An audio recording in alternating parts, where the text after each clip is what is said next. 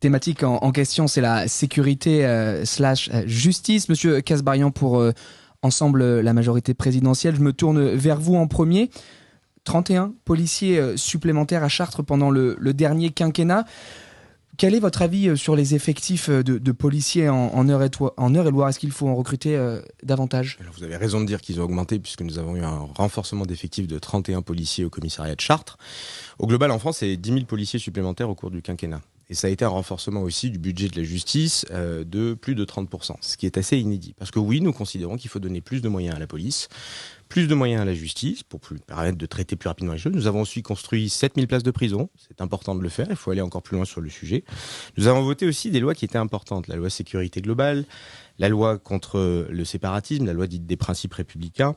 On a aussi voté énormément de sanctions au cours du mandat sur l'outrage aux pompiers, sur l'outrage sexiste, sur la suppression des réductions de peine automatiques, sur les squats d'ailleurs que j'ai porté moi-même avec des procédures beaucoup plus rapides pour permettre d'expulser les squatteurs parce qu'avant des propriétaires ou voire même des locataires étaient squattés par des personnes et il fallait attendre des mois et des mois et des mois avant d'avoir une décision de justice et de pouvoir expulser les squatteurs. Avec cette loi aujourd'hui, ça prend 3 jours top chrono sur intervention du préfet. Donc vous voyez qu'on agit, on règle ces sujets-là, parfois effectivement contre une opposition qui ne veut pas en entendre parler, mais c'est pas grave, on n'est pas là pour prendre que des décisions qui font plaisir à tout le monde. Donc oui, c'est ce que nous essayons de faire, nous voulons continuer bien sûr à l'avenir, on veut continuer à doubler la présence des forces de l'ordre sur le terrain, on veut recruter 8000 magistrats et personnels de justice parce qu'il faut que la justice aille plus vite, on veut passer à des amendes forfaitaires pour que quand il y a un acte délictueux, il y a quelque chose qui soit payé, une sanction qui soit très rapide, parce que ce qui crée le sentiment d'impunité, c'est la lenteur et les délais avant que la sanction soit appliquée. Et puis on veut s'attaquer à tout ça. Moi, ce que je regrette, et je lis le programme du PS. Alors il y a 2 choses. Une chose que je regrette, c'est les propos de Jean-Luc Mélenchon quand il dit la police tue. Je trouve que c'est une déclaration qui est indigne. Je trouve que quand on se prétend potentiel Premier ministre, dire une phrase pareille, mais quel mépris pour les forces de l'ordre. J'espère que mon adversaire se désolidarisera de ses propos. Puis le deuxième sujet est très factuel. Quand je regarde le programme de la NUPS, je regarde qu'il est marqué très clairement qu'ils veulent abroger les lois séparatisme et sécurité globale, qui sont 2 lois importantes, qui nous permettent de fermer des lieux de culte radicalisés et des écoles radicalisées beaucoup plus facilement, qui permettent de mieux armer la police, notamment la police municipale, et de donner de nouveaux outils, notamment la vidéosurveillance sur le sujet. Ce sont des lois hyper importantes sur la laïcité, sur les principes républicains, sur la fermeture, sur la charte de laïcité qu'on demande aux associations. C'est 2 lois fondatrices qui renforcent la laïcité, qui renforcent les pouvoirs de police, qui permettent d'agir sur la sécurité. Eh bien, dans le programme de NUPS, je vous invite vraiment à le lire parce que vous serez estomaqués. Nos adversaires proposent de l'abroger.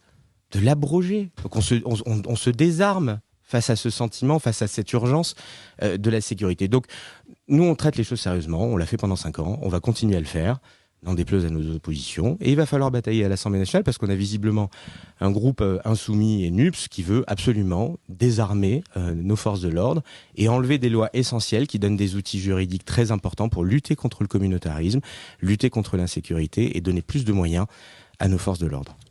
Pour vous répondre sur la question de la laïcité, moi je n'ai aucun problème avec la laïcité. J'ai été un combattant de la laïcité pendant très longtemps. Je le suis toujours. J'ai combattu. Moi je vous ai pas vu dans la rue sur les questions de la laïcité en particulier. Pardon, sur la question de Charlie Hebdo pour vous expliquer. Moi, j'ai fait les manifestations, effectivement, et j'ai des amis, j'ai des amis qui étaient dans les rédactions de Charlie Hebdo au moment où il y a eu les attentats. Donc, j'ose espérer que vous faites attention quand vous vous adressez à des gens, à ce qu'ils ont vécu dans leur passé. Et j'aimerais que vous regardiez un peu mon passé sur le sujet, parce que vous verrez que sur le sujet, je n'ai jamais été ambigu et qu'en l'occurrence, je n'ai absolument aucune leçon à avoir de votre part. Très bien. Je préciserai juste que la démocratie, elle se fait pas dans les manifs, elle se fait à l'Assemblée nationale, que tous mes votes ont été particulièrement clairs sur les questions de laïcité, elle l'a été sur la loi, sur les principes républicains. Vous m'interrogiez, je vous ai répondu. Donc moi j'ai toujours pris mes responsabilités sur ce sujet de façon ferme et définitive. Et moi, contrairement à monsieur Guillemin, je ne m'allie pas avec Jean-Luc Mélenchon qui a déclaré que la police tue, et je n'ai pas signé un programme NUPS qui dit clairement qu'il veut abroger la loi contre le séparatisme, contre le communautarisme.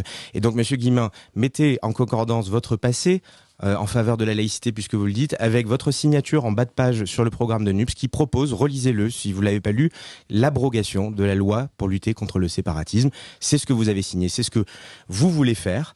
Et effectivement, vous avez dit vous-même la contradiction avec vos manifs et ce que vous avez signé dans le cadre de cette alliance électorale pour cette élection.